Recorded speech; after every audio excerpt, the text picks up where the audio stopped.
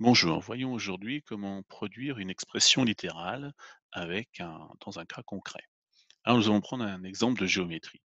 Alors il faut bien se rappeler que pour produire une expression littérale, tout d'abord nous allons utiliser effectivement des lettres, mais ces lettres sont des chiffres. Donc nous allons utiliser le même raisonnement que si nous avions des valeurs chiffrées.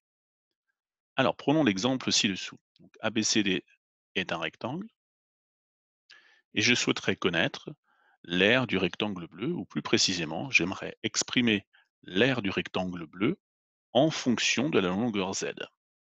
Alors, première remarque sur cette figure, comme souvent, la figure n'est pas à l'échelle, et ce qui est important, c'est ce qui est noté sur la figure ou ce qui est codé. Ok, je ne me fie pas à des mesures, je ne mesure pas sur ce dessin. Alors, qu'est-ce que je sais sur l'aire d'un rectangle? Je sais que l'aire d'un rectangle est obtenue par le produit de la longueur par la largeur. Donc, je vais procéder de la même façon, et ainsi trouver mon expression littérale qui me donnera l'aire du rectangle bleu en fonction de Z. Donc l'aire du rectangle bleu, sa longueur et sa largeur sont, alors pour ce qui est de la longueur du rectangle bleu, cette partie ici, sa longueur est égale à 50 moins Z. Donc la longueur du rectangle bleu est 50 moins Z. Quant à la largeur du rectangle bleu, elle est égale à 30 moins Z. Ce segment est bien égal à celui-ci moins ce morceau. Du coup, j'ai la longueur qui est égale à 50 moins Z et la largeur qui est égale à 30 moins Z.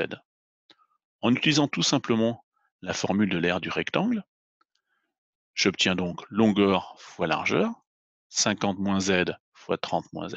Donc j'ai tout simplement utilisé la formule de l'aire d'un rectangle, hein, longueur fois largeur, en remplaçant longueur et largeur par les expressions littérales en fonction de Z de ces deux paramètres. Si je simplifie l'écriture, j'obtiens donc 50 moins Z fois 30 moins Z. Je peux faire disparaître le signe multiplié entre les deux parenthèses.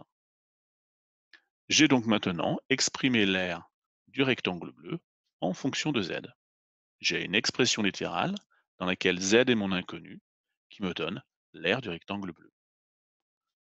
À présent que j'ai cette expression littérale de l'aire du rectangle bleu en fonction de Z, eh bien si on me donne une valeur de Z, je vais pouvoir calculer rapidement l'aire du rectangle bleu. Alors, prenons comme exemple, je voudrais calculer l'aire du rectangle bleu pour la longueur Z égale 15.